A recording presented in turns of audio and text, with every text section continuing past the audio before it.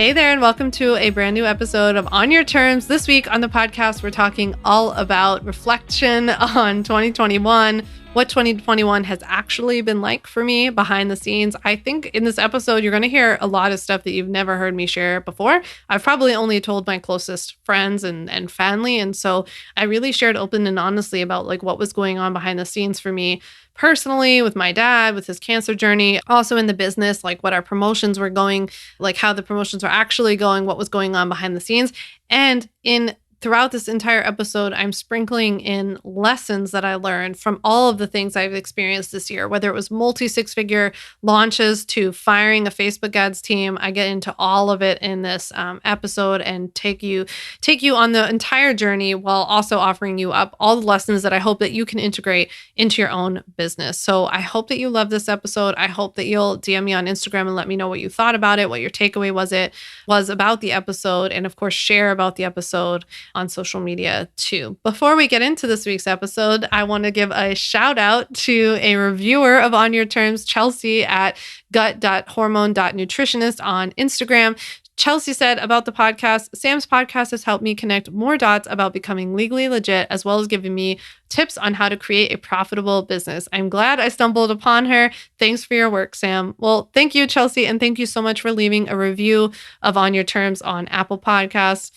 If you want to be featured in a future episode, be sure to leave your review on Apple Podcasts, iTunes, whatever we're calling it, so I can share your review and share about your business in a future episode. And with that, let's get into reflecting and reviewing on 2021 and all of the business lessons that I learned as a result of it. So 2021, what a year. I think I could just that could be the whole episode. What a year. What a last 2 years, really, honestly.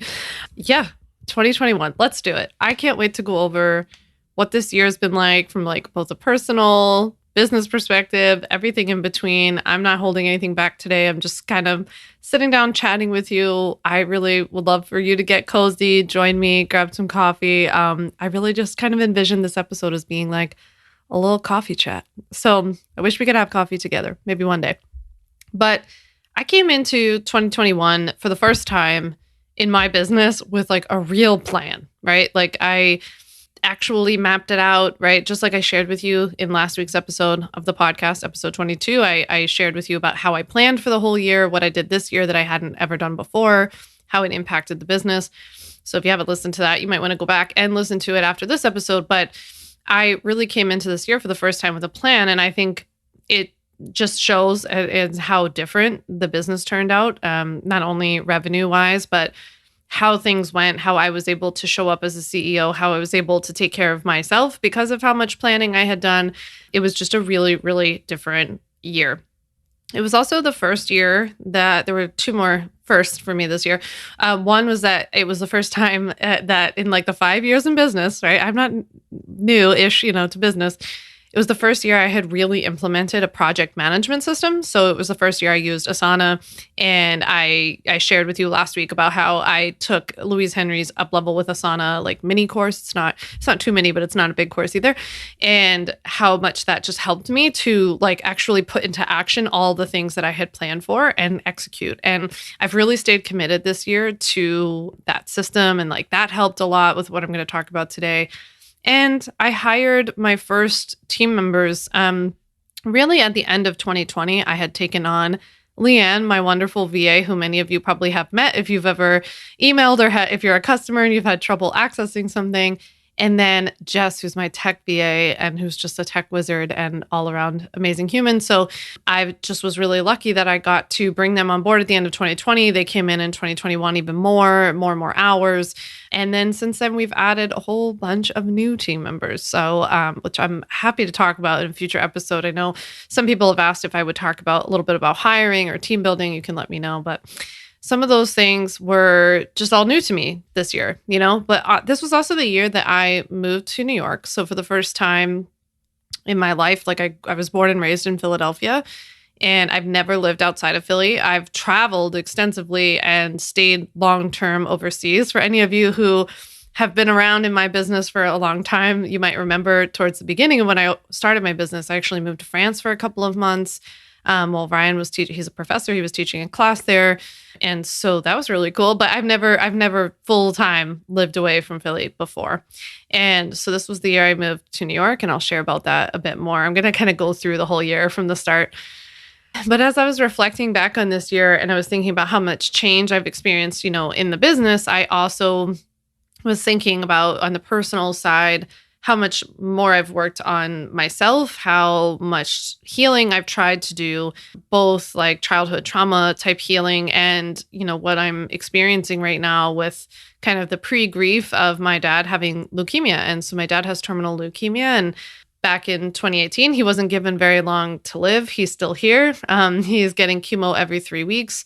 This leukemia that he has is incurable. And so I can't even begin to describe to you how bizarre of an experience it is to, first of all, be told that your parent's going to die and not be here very, very long, but then for them to live quite a while, but not necessarily be living well. And so it's like, I call it a whole thunderstorm. Actually, I call it a shit lasagna normally, if I was speaking frankly to you.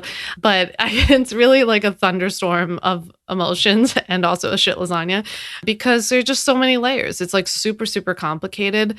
And this year, I would say probably mid-year, I pulled back on sharing so much about my dad being sick and, the journey that he's on and the treatments and all of the things, because, well, for one, it was super annoying to get feedback about things I would share that I thought were just kind of like fun and behind the scenes, just really showing you what it's like to have a parent who has cancer and to be going through this and navigating. And I'd share like a picture of us sharing dessert or something like this, and then people would be like, "Oh, he shouldn't be eating sugar," and I'm like, he has terminal cancer. Let the man live. I don't know. So it was like, that was part of it. But the other part is that I'm having this struggle with this problem or this like part of the situation that he is still here and he wasn't supposed to still be here. And I still feel like the rug can get pulled out from under me at any moment. Right. So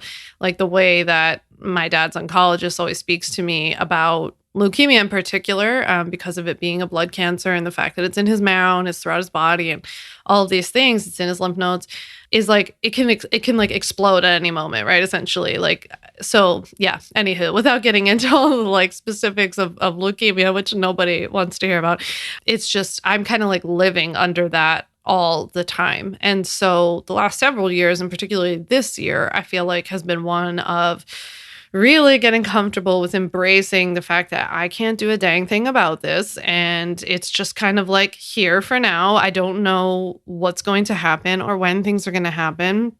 I imagine it's going to be pretty bad, but I just don't, there's like nothing else I can do. And so talking about it all the time just made it on social media, or not all the time, but talking about it on social media made it, it was making it worse for me because then people were saying like, oh, like, I hope he feels better. And then I'd be like, well, he's not going to feel better. He has cancer and it's not going anywhere. There's no way to cure it.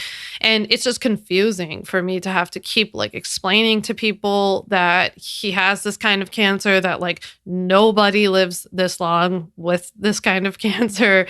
And then with people saying like, that's amazing, oh, enjoy your time with your dad. And then I'm watching my dad like barely be able to walk or, feeling really frail from when he gets leukemia or from when he gets treatment for his leukemia. So, and then I go through periods with my dad where like my dad's doing really well. Like right now, as I'm recording this, he's like looking a lot better than he was just a few months ago. He had gotten like really frail and really skinny a couple months ago, and now he's looking better.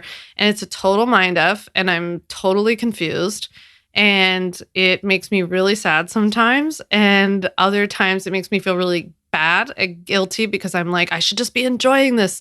Like, just enjoy it, right? I feel like I'm like choking it to death. It's a very bizarre, I could have a whole separate podcast of my ramblings about how confusing it is and how complex and layered it is to have a parent who's sick and, who like, you're one of the caretakers for, the primary caretaker for. And it's just very, Very confusing. That's what I that's what I will say about that. So I've struggled with that a lot this year. And so that has meant like weekly therapy and like taking a lot more time off social media and trying to be more present, because one of the other things I realized was that, my dad has been sick for so long that I've had to figure out how to run a business at the same time, because I couldn't. I took off several months when he first got sick, and then it was like, well, I'm going to have to figure something out because this is my career and I rely on my income. So, I got back to business, and then I've gone through periods where I've like quadrupled down in business and really put my head down. Sometimes I think as a distraction, sometimes just because I love it a lot, as you hopefully can tell. And, then there's been other times where I've been like, things have gone up and down with him, and I've thought, okay, I should really take some time off my phone, or instead of being proud that I can build my business while I'm in the chemo room with him, why don't I just sit here and hang out with him in his chemo room, and actually talk to him and hear stories about Seinfeld or something. So yeah, it's been a journey. It really has. So January of this year of 2021, let's start from the beginning, really kicked off with actually my dad being pretty sick. So on the personal front, starting this year, it started off with a bang. I came into 2021 like really excited, ready to like nail my plan that I had made. And it's so funny because if you're listening to this after listening to last week's episode where I'm telling you like I planned out my whole first quarter and I was so excited and everything was like boop, boop, boop, done, right? Then beginning, I think it was like the first or second week of January, my dad has to get blood transfusions all the time to keep him alive, because he's not producing platelets. He's not producing enough red blood cells, all these things. And so he gets like multiple a week in between treatment. And one of the treatments that he got in January for, I don't remember if it was platelets or red blood cells, but he got a staph infection through his port in his chest, right? And so it was really dangerous because it was close to the heart. And I was literally in the middle of a work day. He had just been at the hospital and gotten this transfusion, and then they had taken his blood. And I got a call from his oncologist saying, you need to take him to the emergency room right away. And he's going to be admitted. I already can tell you that. And he's going to be there for like a few weeks. It was like, wait, what? And this was all in the middle of COVID. So there were no visitors allowed. I wasn't allowed to go in with him. It was really bad. It was really bad. And they got it straightened out. There was a risk that this was not going to go well for him, but my dad's a champ and he pulled through. He got the treatment. And when he came out of the hospital, he actually came home to my house. And the crazy thing was that I was administering his medication through his port in his chest. Okay. I am like, I wish we were like, you knew me in real life, because I am like, my knees get like super weak when I think of like anybody bleeding or getting injured. I'm like very nervous. I just like, and then they tell me like, you have to push this needle through your father's chest 3 times a day and administer this medication through a slow drip for I think it was 15 minutes, if I remember correctly. And I would literally push this, and I was like in a beekeeper's outfit because everything had to be like so sterile and so clean. And I would get everything all ready. I had my little system, and the hospital sent me all of the supplies that I needed. And I mean, you have to remember like COVID was still really bad. And so there was just everybody was just like doing what they could, right? Because healthcare workers were like on the front lines. And so they would come by every couple of days at the house, but I was primarily responsible. I was the only person who was doing this for my dad. And so I was literally in the middle of running my business, the first promo that I ever decided to run. I in 5 years in business, I had never run a promo. I had never done a live webinar. And I was like, going into 2021, like, I'm so excited. I'm going to run this live promo, and boom, life drops me this thing. So it's been kind of funny. I feel like every single time I plan something like that does happen. But yeah, I was legitimately pushing this thing and in my dad's chest and trying to keep him alive and trying not to kill him, and also trying to get him to gain some weight again. And literally I would have to say to Ryan, my husband, like, I need you to watch my dad, or like, I need you to do this, this push, this session, because I got to go do a live webinar. It's bizarro world. It was like crazy, and nobody knew, what was going on behind the scenes. So I go and I do this live promo for the first time. And I have to tell you that, like, after last week's episode of, going through these steps of planning, being really clear about my goals, investing properly in what, the pieces of this promotion that were really like more highly specialized and more skilled than like what I could do, like sales copy, for example. I had a multiple six-figure promotion in like 8 days. And it was crazy because I had all this going on behind the scenes personally. And then I had this promotion. And the promotion was primarily, other than me showing up for the live webinars, was primarily pre-scheduled, right? The emails were scheduled. The social posts were scheduled. I showed up on social media when I could, but I also pulled back like big time on the social media like plan that we had originally come up with because of everything that was going on with my dad. And I was exhausted. So I was like, whatever it'll be, it'll be. And we went with it and it was huge. And that was just like a huge kickoff to the year because in just almost that promotion period, I almost outpaced my entire prior year's, revenue for the whole year in like 8 days. And so I was like, I think something might be a little different this year. I think this might go a little differently. And so I got to host this live workshop that I did on how to build an evergreen webinar funnel, and hundreds of people signed up. But the coolest part about it was that all of the money went to the Leukemia and Lymphoma Society. So every year since my dad's been sick, I've raised money for the Leukemia and Lymphoma Society on my own. And every year they have this Light the Night Walk, and I've always done it in Philly with my family and friends, and I've raised money. But I've always wanted to use my business somehow, or the community that I've built in the business somehow, to support just such a wonderful organization. These people have been so kind, They literally call me and ask me how my dad's doing. They send me emails that ask how he's doing.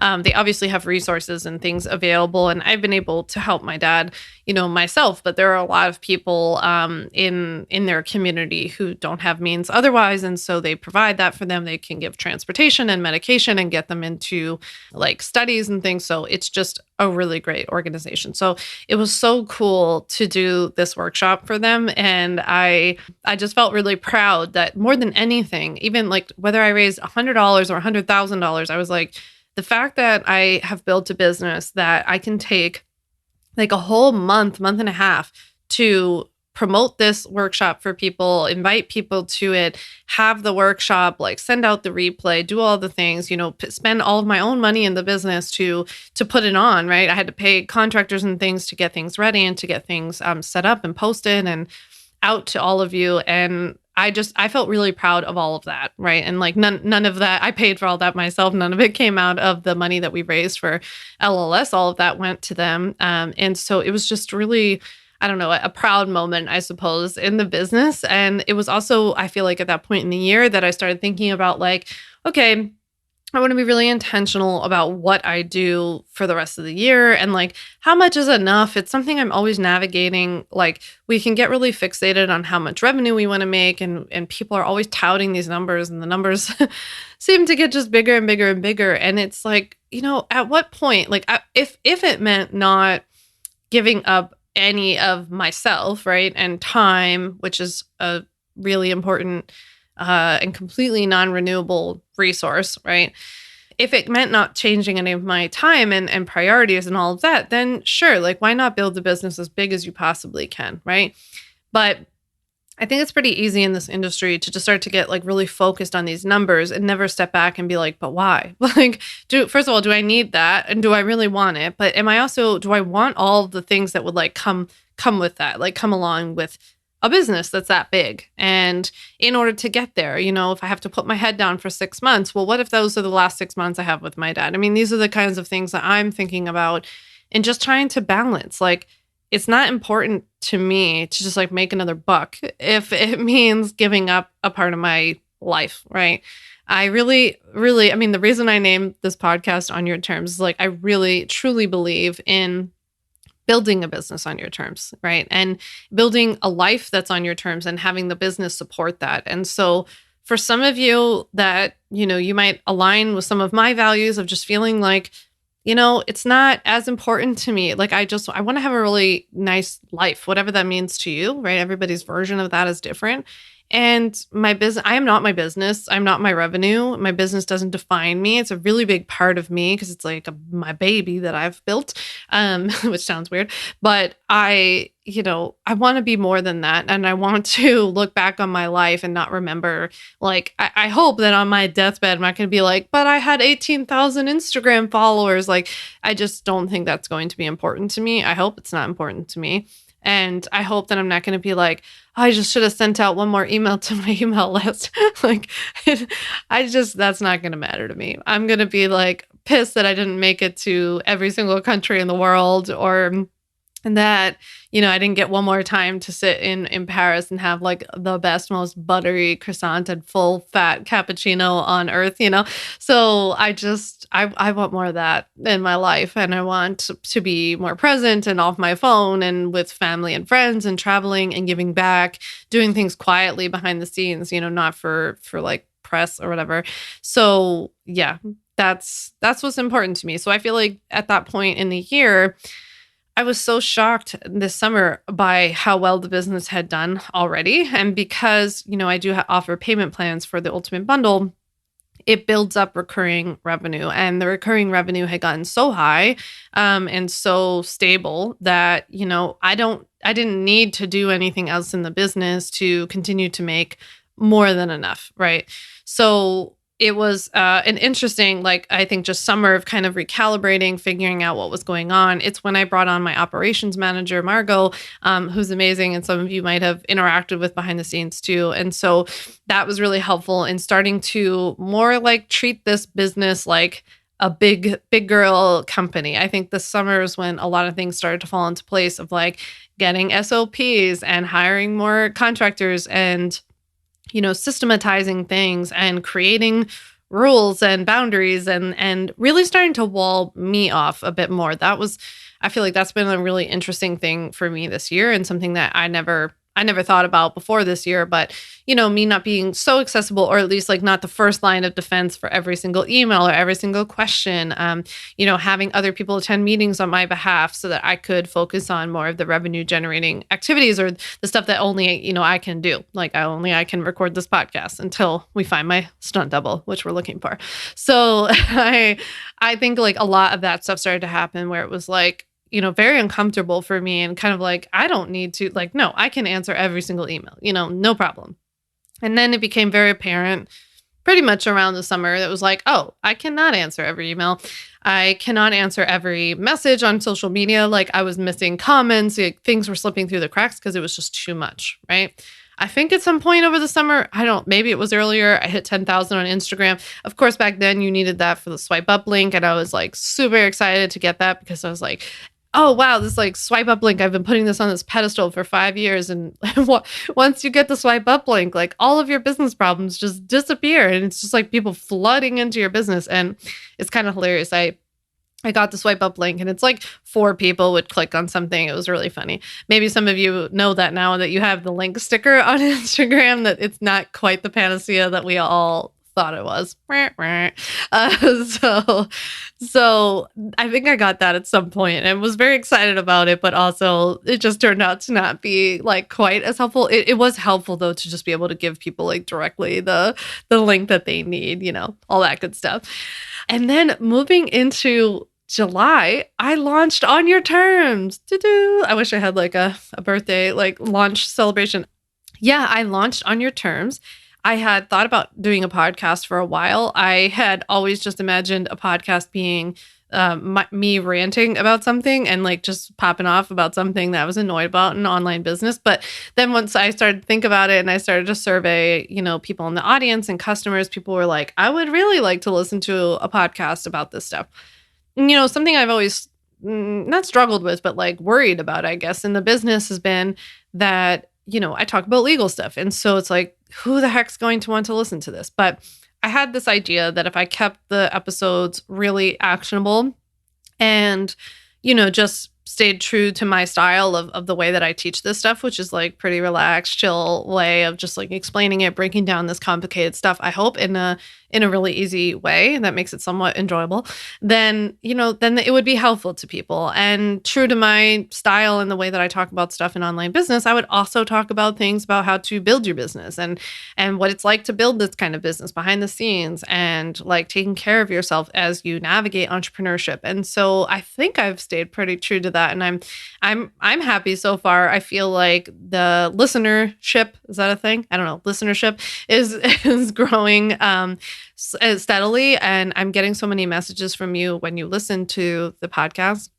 By the way, sidebar, if you listen to the podcast and you like it or something sticks out to you in an episode, it's so helpful for me to hear that from you, because it's always good for me to know what you're liking and what you find helpful, what you want to see more of. So yeah, I started On Your Terms and we launched it with a little like launch promo party. That was really exciting.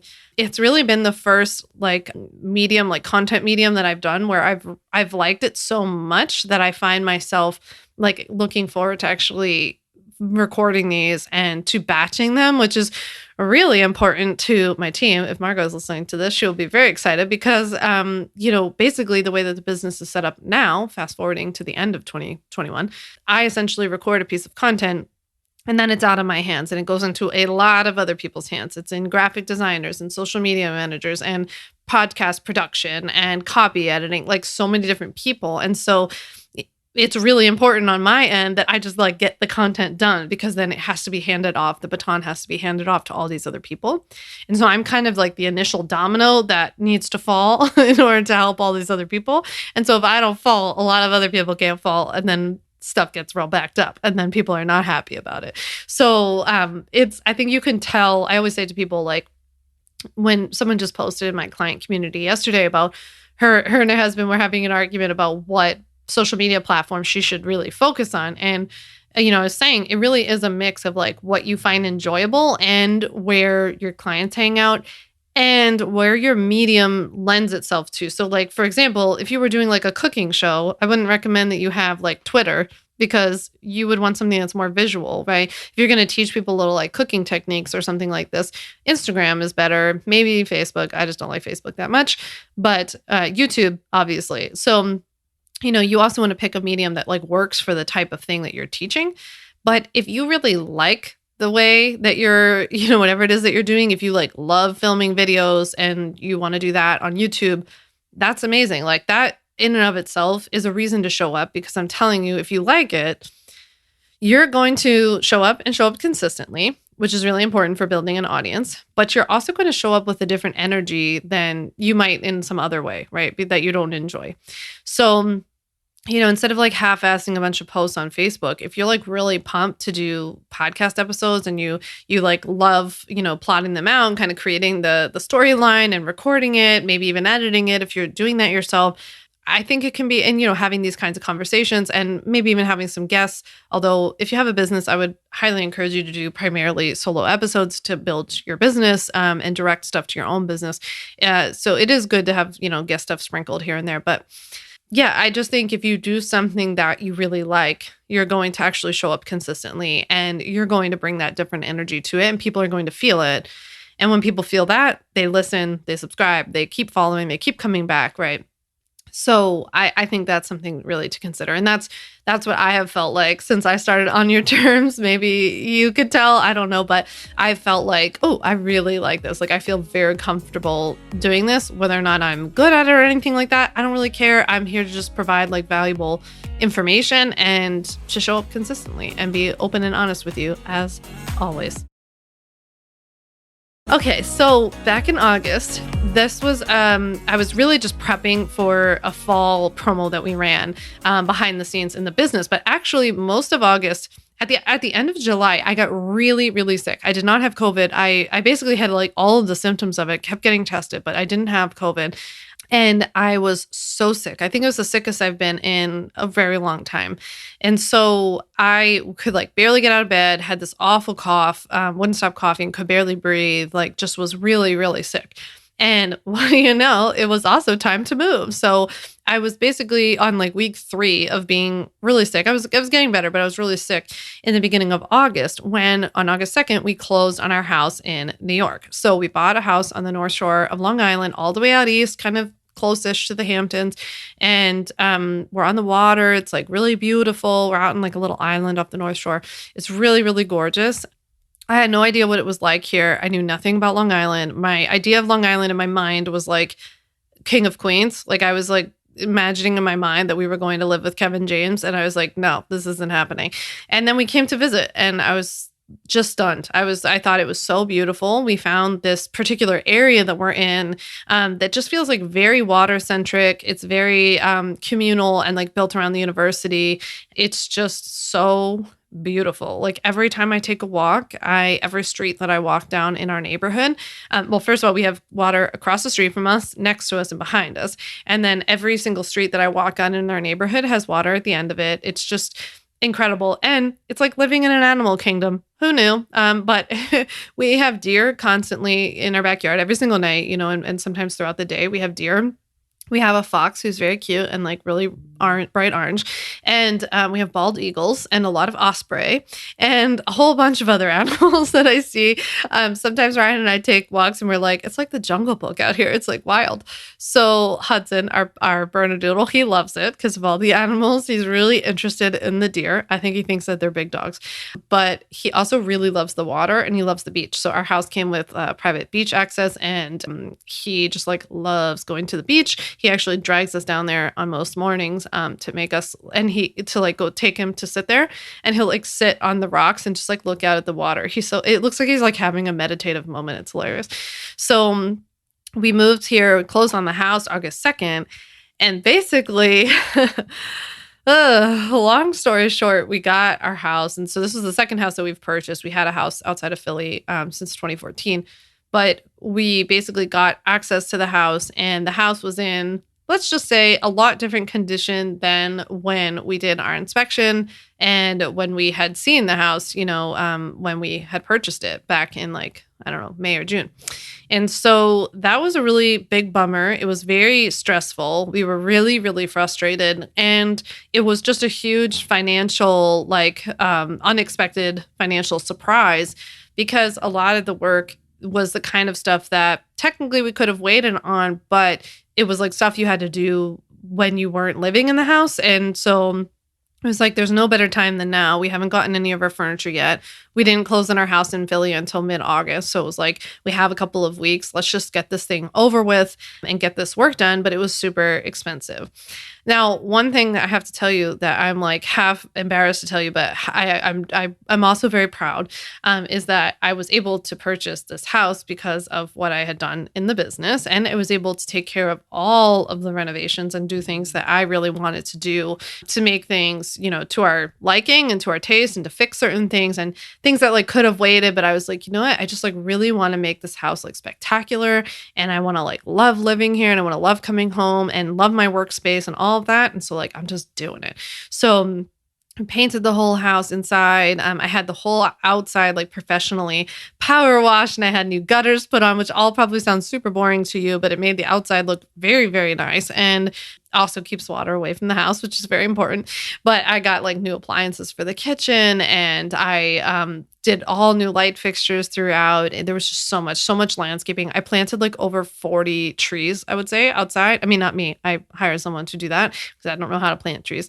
So I did a lot of landscaping and all of that kind of stuff and did a lot of work to the outside and furnished the entire house with basically new furniture because my old house was over 100 years old and it was adorable and beautiful. And I really didn't have any taste. Like when I bought that house in 2014, I was a young attorney at the time and I just like didn't have any preferences. I don't know if you were ever like this, but like I never had a house, obviously. But just like when we moved in there, I was like, yeah, whatever, like whatever kind of furniture you want to get. I don't really care. Like I didn't really have like a style or any taste in anything. So it wasn't until, close to when we were moving out that I was like, I don't like any of this stuff anymore. Like it just doesn't speak to me. And I wanted things that were lighter and airier and especially beachier given where we were moving. So I was able to furnish this house. And we're still, if you're watching this on YouTube, you can see the room I'm in. I'm still waiting for a lot of furniture to come to replace our old stuff. For any of you who are also patiently waiting for furniture for months and months, I totally feel your pain and frustration. And so, yeah, I was able to get this house and move in, start renovations, and start on a renovation project of an addition that's going to be added to the house to give me a little headquarters for Sam Vander Wielen LLC here at the house. So it'll be like a garage with a carriage house above it, where the carriage house will become my kind of full time. I won't have to be in the guest room anymore recording podcasts. And so I'll kind of put all my stuff in like one place. So that process is underway. And that's like a whole thing with applying for permits and all that. So that's all going on. And that was really the bulk of my life for the last part of the summer, and the fall was just like moving here to New York, getting settled, doing all these renovations to the house, getting displaced sometimes. Like if you've done any renovations, you know what that's like. So that was a huge pain in the butt. And then came right into September with my last live promo of the year. So I did my 5 Legal Steps workshop live one more time. So I had just done it back in January. I did it one more time, and I learned it went really well, right? And this was a 6-figure launch and all that kind of stuff. But like financially, it was all fine. But I learned a couple of really valuable lessons. So for one, I had switched Facebook ads teams, and it was kind of a disaster. It went really badly. It was a really bad investment. And part of that was because of some assumptions that I made on some of the services that the Facebook ads team provided that they didn't. And so those ads performed pretty badly. But it was actually a really cool lesson in a way, because I had chalked up a lot of my business growth this past year to Facebook ad investment. And I know like a lot of other people or friends or whatever will say to me like, oh, well, like you're doing so well because of Facebook ads, right? And I was always like, yeah, I guess so. I mean, I've started to invest in Facebook ads, and all of a sudden the business blew up. So like, 1 + 1 = 2. And it was very interesting because in the September live promo, it went so well, but the Facebook ads went so poorly that it showed me just how well we were doing without ads. And so that was a really valuable lesson to me, was to one, not just assume that ads are the reason that you're doing well. And I've gotten better and better with data and tracking. It's a little hard sometimes to track certain things with ads these days because of iOS changes, but to not assume that something is because of Facebook ads. And conversely, don't assume that Facebook ads are going to solve any of your problems, right? I've talked about that before on the podcast, but not relying too heavily on those. And it kind of snapped me back to, after like a summer of really focusing on launching the podcast and doing a charity workshop and moving and like all the personal stuff, and being really sick and all the personal stuff, it snapped me back to my evergreen SEO driven roots. So, or roots, as my Wisconsin born husband would say. So, so I built this business off of really trying to focus on, because I had no social media following. So I wasn't going to get anybody to do anything off of social media. So in the beginning, so I really built this business on, back then, blog post writing, right? And the blog posts that I was writing were really like optimized, and I was strategically, naming and titling the blog posts and doing the headlines and headings, and making sure I had keywords throughout, and changing the names of the photos and like all of those kinds of things, because I was really trying to drive traffic to my site from Google, and it worked, right? And then it was like when I would try to do YouTube episodes, I would make sure those YouTube episodes were super optimized. And now with podcast episodes, we're trying to do the same thing. And so this experience back in September with the Facebook ads going so poorly not only caused me to be like, stop contributing any of your success or all of your success to Facebook ads, right? It's not all Facebook ads. And don't put all your eggs in Facebook ads basket, because it's not smart. It's not a good strategy. Things keep changing, right? Facebook ads have gone through a difficult period this year.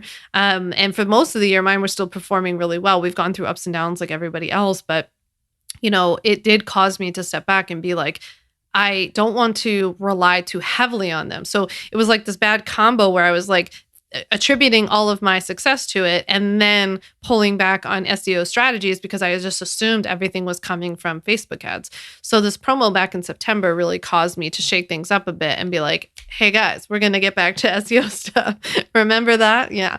So I feel like ever since then, I've been a little bit on a mission to recalibrate, approach content in a little bit of a different way. I'm still kind of in the process of that, but we're posting all of our On Your Terms podcast episodes on YouTube now, so you can watch any of these episodes live. Watch me on camera, record this, and talk constantly with my hands, which I learned that I do from these videos.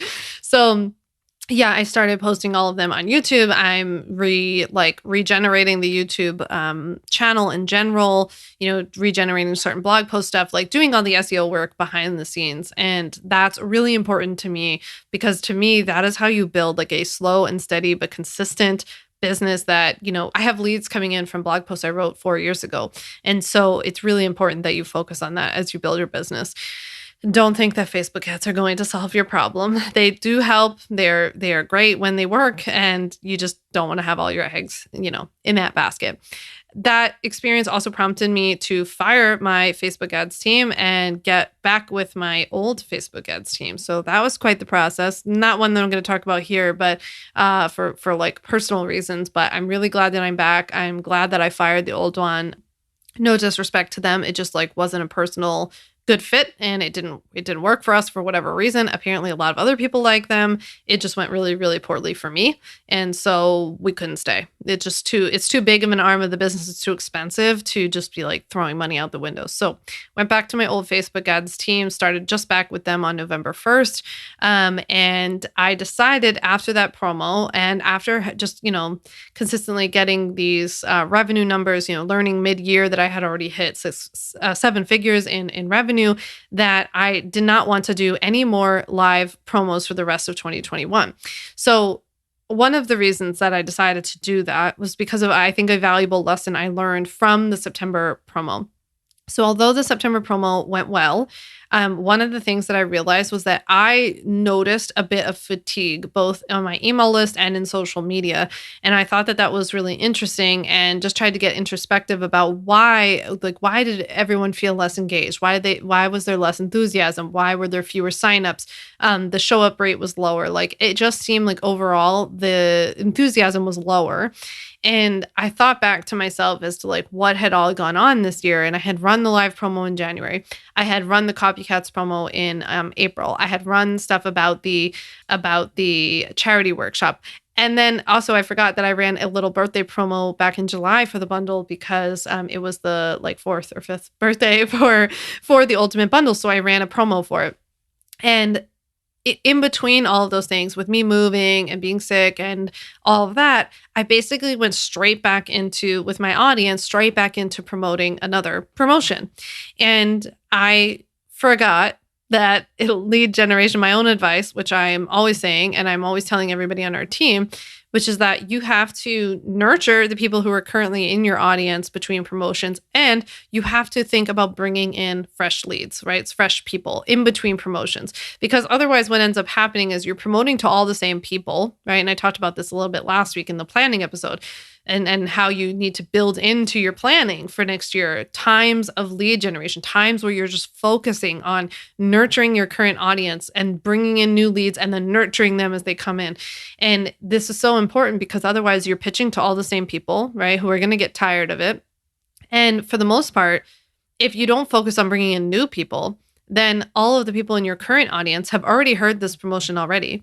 And they've either said yes and they've purchased, or they've already said no. And unless something has changed for them, right, then they're not going to be ready again unless they just like all of a sudden see the light or they need it or whatever.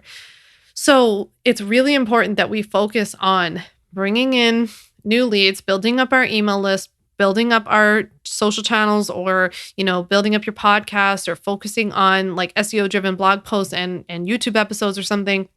And then nurturing those people for a period of time, like a long period of time, not like a week, not like probably even a month, like several months, right, of consistent nurturing and new lead bringing.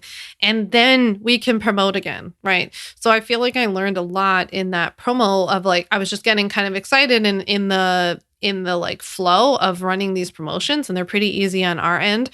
Not thinking like I hadn't done enough to build up new stuff between particularly the Ultimate Bundle birthday promo, which is at the end of July, and then turning around like a month later and running a live promo in September without doing any nurturing, and me really not showing up on social media in between because I was moving and like deadly ill.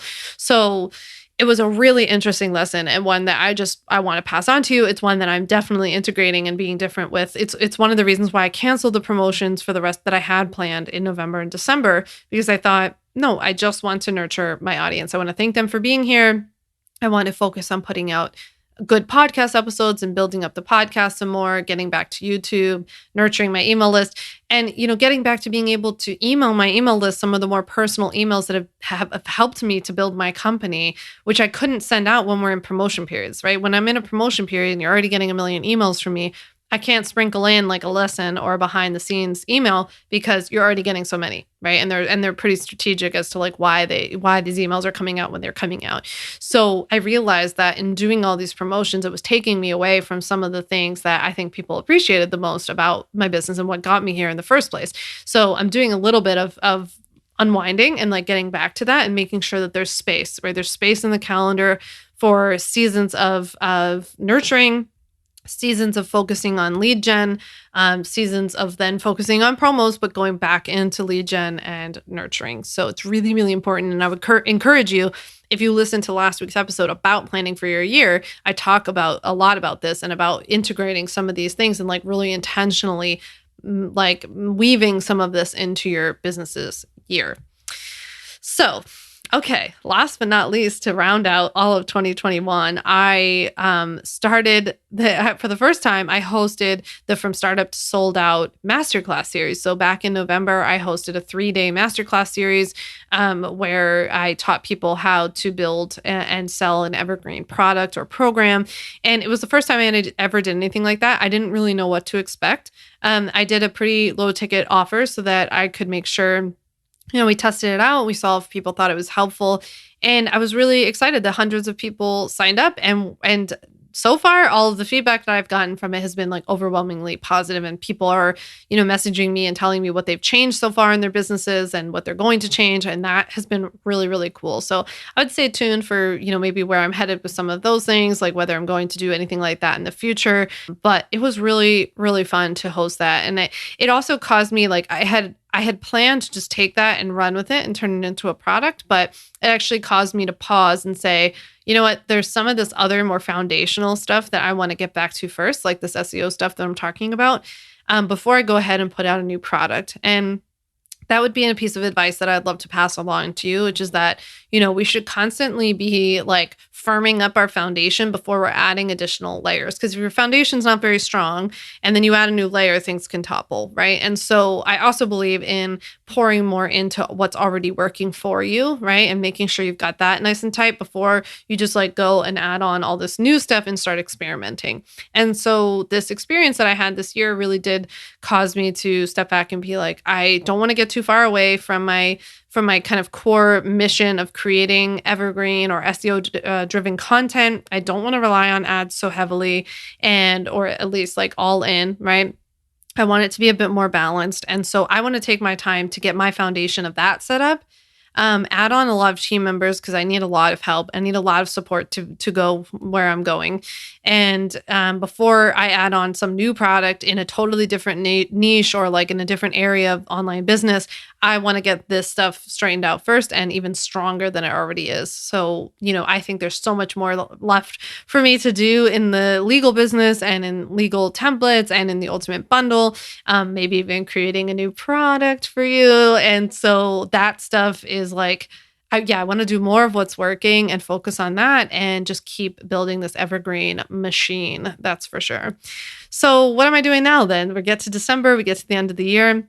Well, because I canceled all those promos, I decided, I told the team it's hygge season around here. So we are taking it slow. We are recording content. I'm recording content.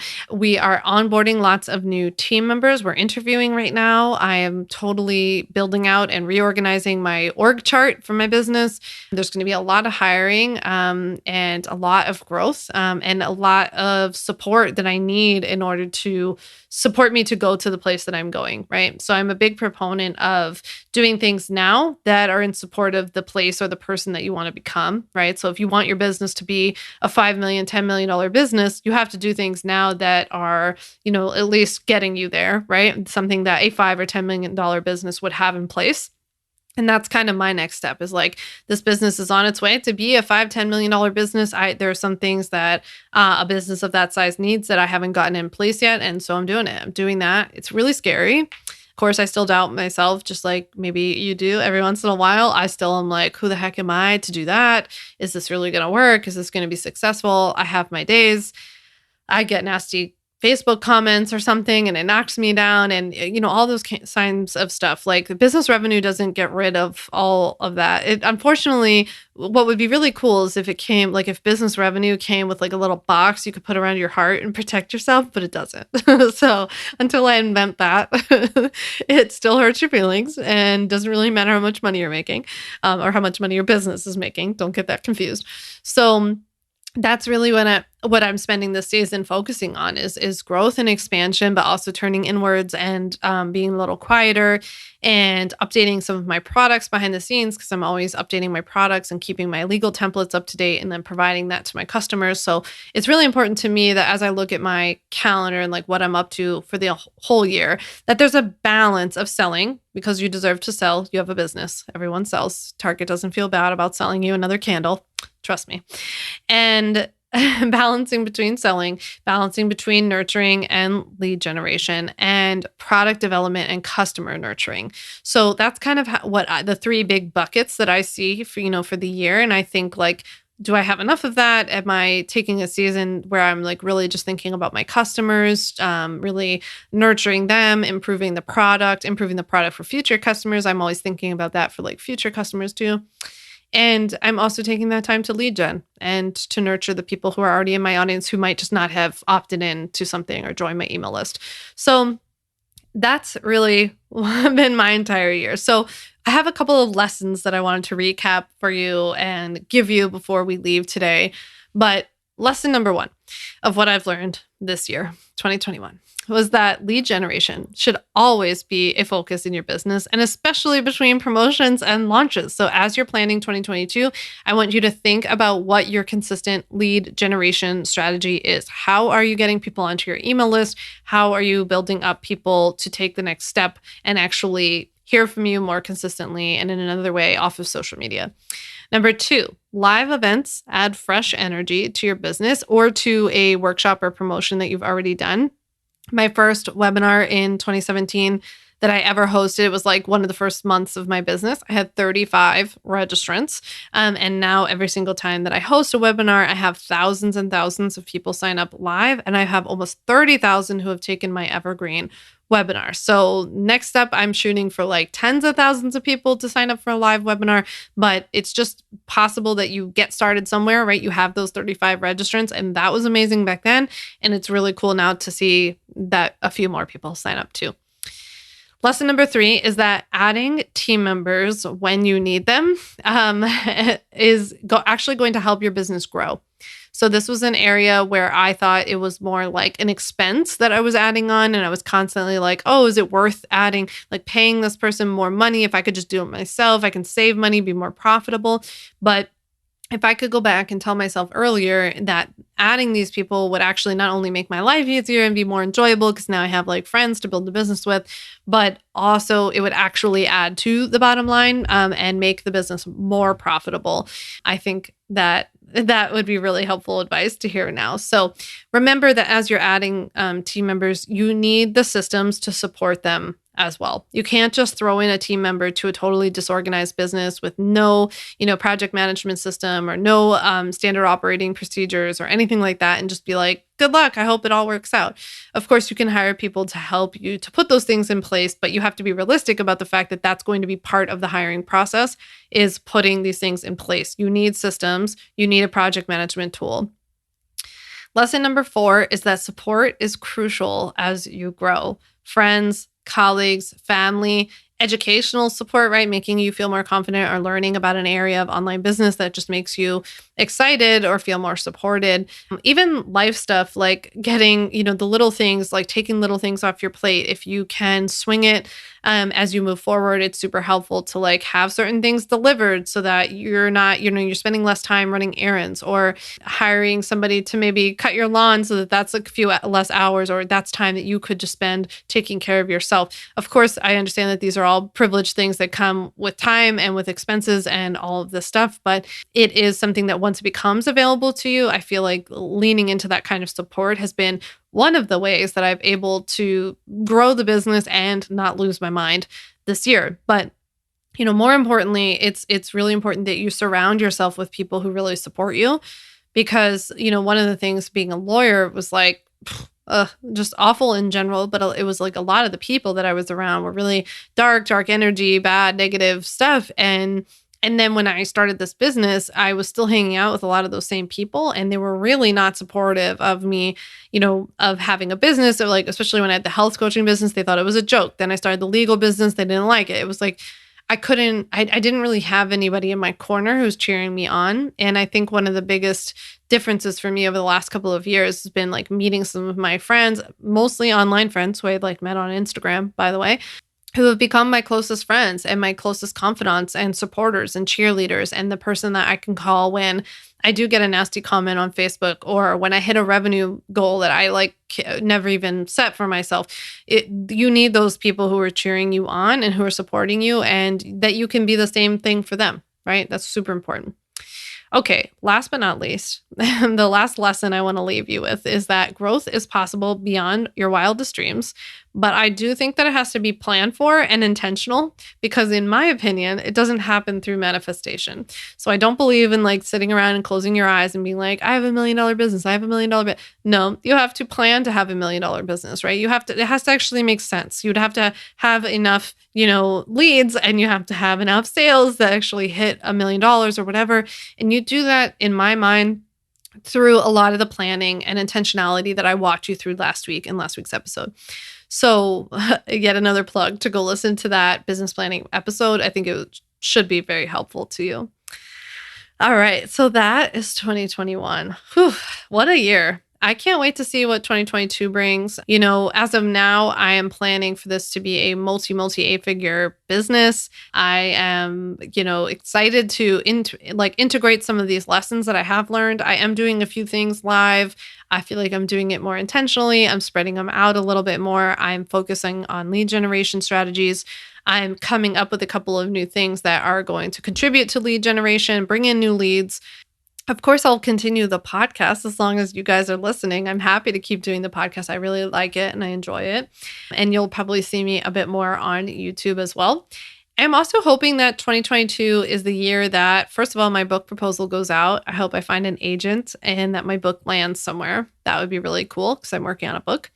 And I also want to really focus on and elevate like my PR and PR outreach this year. So I've been really fortunate to be on a lot of people's podcasts and to speak on stage and to write articles for people, but I'm hoping to keep growing that arm of my business, get out there, get in front of more audiences, bigger audiences, and just grow that area of my business because it's something I actually really enjoy. And pre-COVID, I really loved going and speaking on stage and like speaking at conferences and things. So I'm hoping to be able to get back to that. Last but not least, that's the other thing I'm really hoping to get back to in 2022 is some more in-person events. Like I was always going to conferences and like going to workshops and meeting people, flying out and like meeting some of my online friends in real life. And I'm hoping to do more of that in 2022 if like travel and health are willing. So yeah, that's what I'm really looking forward to in 2022. I think it's going to be big things for my business. I'm excited to be able to listen back to this episode and hear what I was thinking. It's like a little diary situation. So I'm really excited for 2022, and I'm excited for 2022 for you as well. And I think that your business could experience a lot of growth as well, especially if you follow a lot of the business planning strategies that we talked about in last week's episode of the podcast. So with that, send me a DM on Instagram at Sam Vander Wielen. Let me know what you thought of this week's episode. Give me a shout out on Instagram if you've been listening to this episode and you like it. I hope to see you soon, and I can't wait to chat with you on next week's episode of On Your Terms. Thanks so much for listening to the On Your Terms podcast. Make sure to follow on Apple Podcasts, Spotify, or wherever you like to listen to podcasts. You can also check out all of our podcast episodes, show notes, links, and more at samvanderwielen.com/podcast. You can learn more about legally protecting your business and take my free legal workshop, 5 Steps to Legally Protect and Grow Your Online Business at samvanderwielen.com. And to stay connected and follow along, follow me on Instagram at Sam Vander Wielen and send me a DM to say hi.